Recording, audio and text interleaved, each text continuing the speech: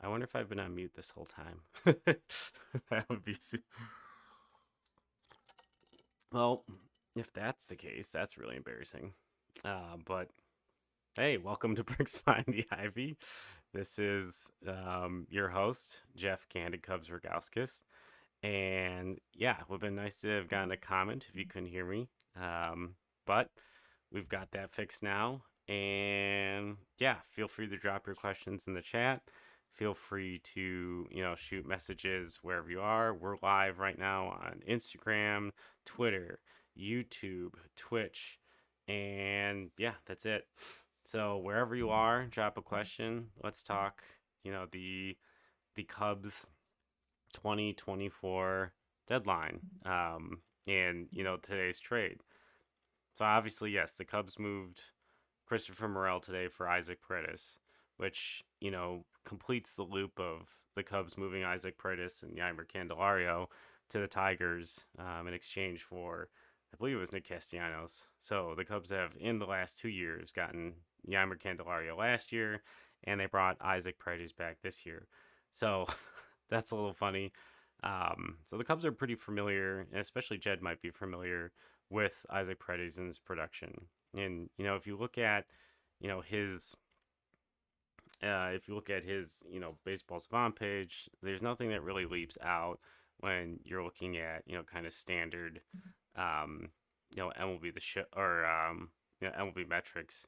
He has a real pedestrian like contact rate, barrel rate, and but he walks a lot and he doesn't strike out a lot. And the Cubs don't have a lot of hitters currently that aren't striking out a lot. And he still, he slugs. He has slugged. He hit 31 home runs last year. He's had a number of home runs this year. I'll have to look at his stats real quick to look at how many home runs he has. But yeah, he's been a very productive hitter for the Rays. There's been a lot of ballpark adjusted home run conversation in the last several hours since the trade is broke.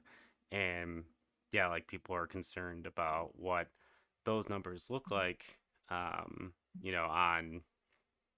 um, at Wrigley. And he does lose some home runs because he's really mastered pull side power. And yeah, if he lose some of those home runs, then what's the production?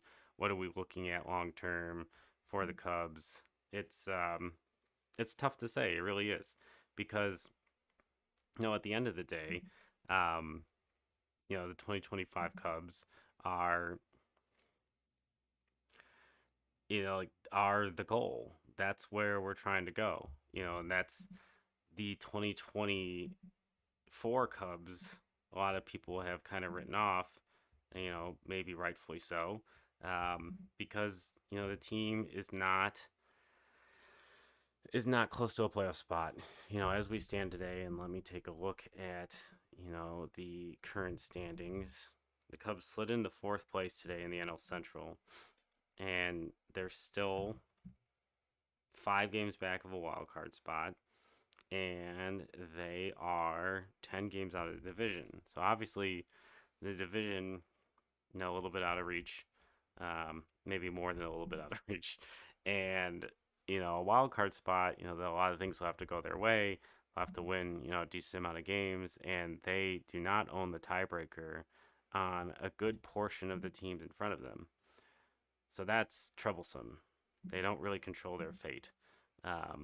They control their fate in winning, but some of the other things that they need, some of the little ping pong balls you want to drop in their favor, don't really land in their favor. So that's not great. But the Isaac Paredes move really just signals an interesting shift in potential philosophy of this front office. Because I would say, and I think a lot of other Cub fans would probably say that they have been inherently conservative for a while in their moves, and this is not a conservative move. This is absolutely, um, a move in which they are going to gamble on the ceiling of Morel by increasing the floor of the production at the third base spot. Now, it doesn't mean like he's locked up the third base job or, whatever the different things, that like people would imply or, have happens in this move. But it does mean, um, that it means that they are going for a much more solid roster in 2025. So, yeah, I think it's definitely interesting. I would not have woken up this morning and thought of the players on the 2024 roster that Christopher Morel was the one that would get moved. I didn't think that. And that's fine. It's he's done a lot for this team and he really needed to be a lot more. And loosening up that designated hitter spot as well, because Christopher Morel, his fielding has been suspect at best at times. Now loosening up that spot, you know, really really changes the dynamic of what the Cubs can do with the DH. They can move Seiya into the DH spot and, try some of their outfielders in the minor league system, some of their top prospects. And, Seiya, maybe the bat is a little bit better if he's only focusing on hitting. The right fielding for him has become a pretty big issue, as we saw in their loss on Friday night. And, in another kind of, suspect play today where he didn't kind of break into the ball and didn't stop the ball in front of him and rolled for a double. Obviously didn't end up hurting the result, but it's those types of things, and kind of dating back to the drop fly ball in Atlanta after the very obscure stop of gameplay to honor Ronald Acuna in the middle of a playoff race. That was super bizarre, but yeah, I think you know,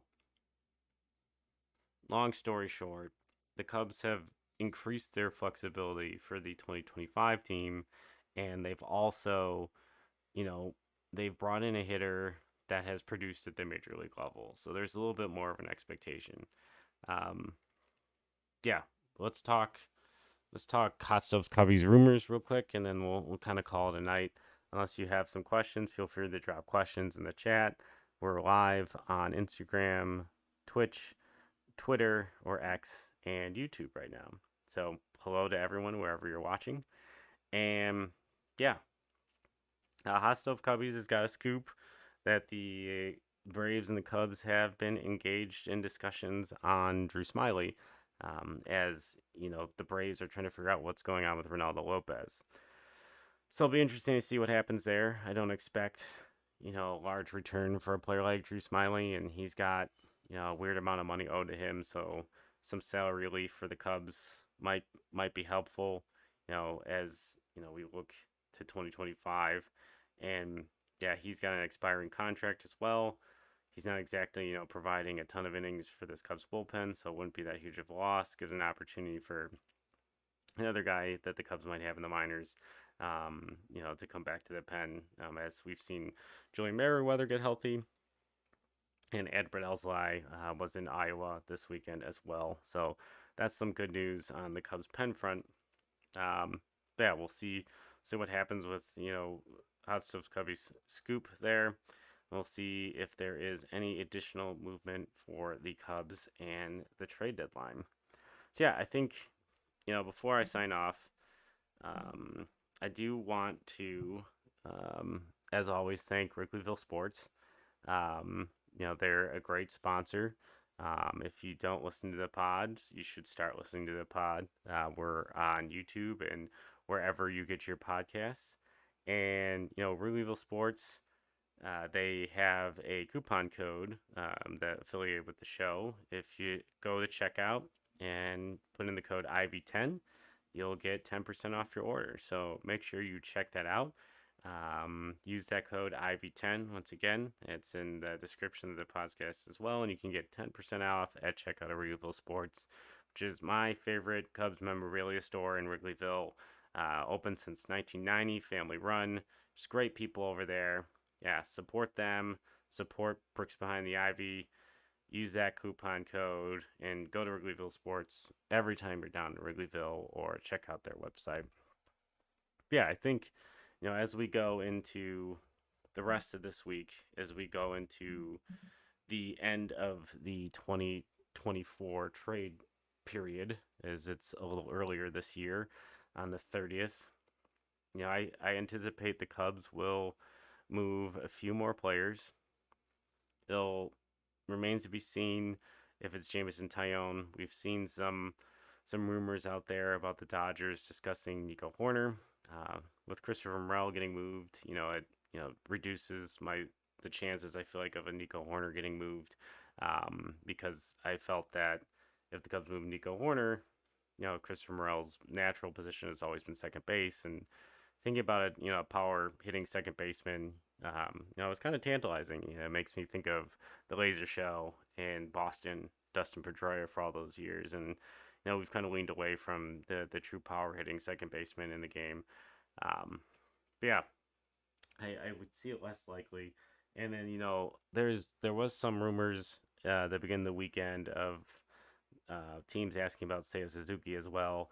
Seiya Suzuki and Ian Happ, I would rate as unlikely to move, as lots of folks about their contract is just too challenging to move. They've got, no trade clauses in there that protects their ability to be moved to certain places.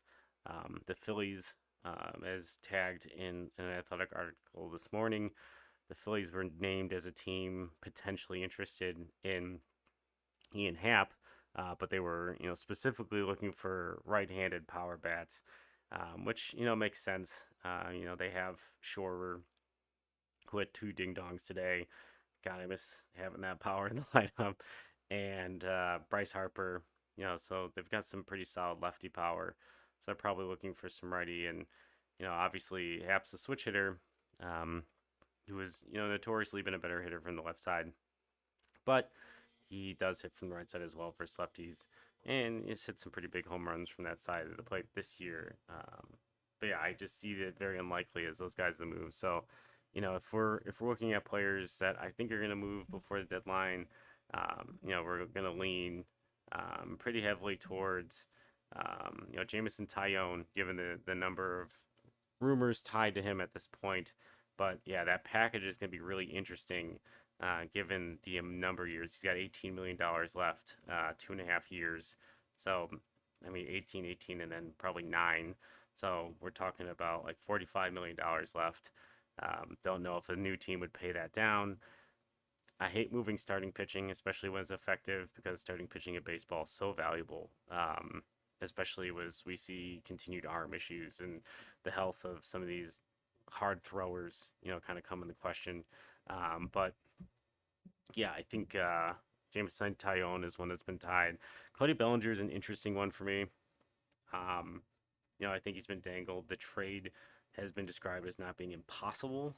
I think our White Sox fan friends are probably getting a little itchy too, because they've got some assets that I think they really, really thought were going to get moved to kind of inject, some life into that new rebuild over there with Chris Getz. But yeah, they have not moved those pieces, so I'm guessing it's probably at this moment the prices are too high. And then if you have not been following Garrett Crochet, their big trade piece, he might be on a little bit of an innings limit, but he has not pitched a full season before. He is kind of at a career high for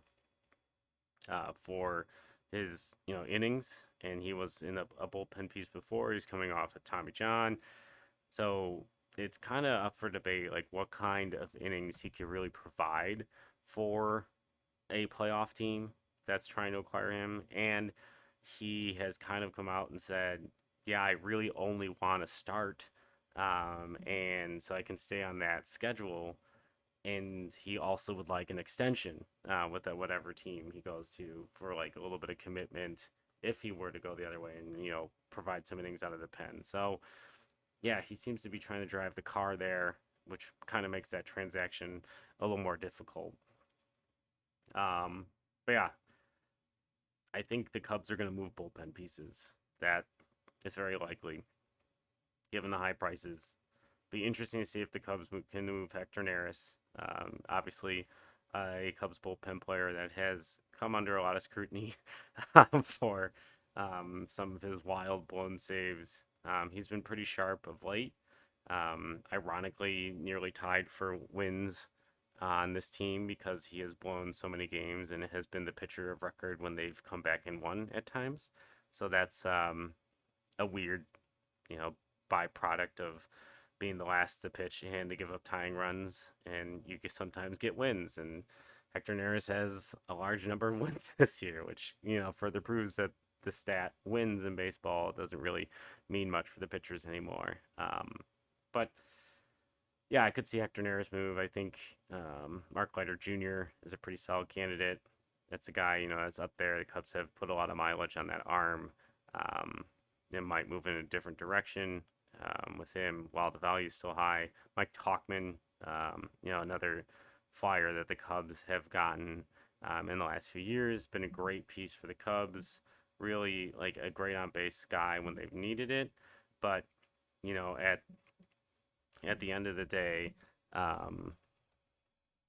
no, he's not going to be a part of the future of this team. So it would be very advantageous for the Cubs to move him. So that's where we're at. That's the 2024 deadline update. If you guys have any thoughts or, thoughts on trades and such, feel free to shoot messages, to the Instagram account, to my Twitter account, to the BBTI Twitter account. Make sure you're watching Bricks Behind the Ivy every Friday. It's the Cub podcast for Cub fans by Cub fans. Shop Wrigleyville Sports because they are the best. Use that coupon code Ivy10 for 10% off at checkout. And we'll talk to you soon. Until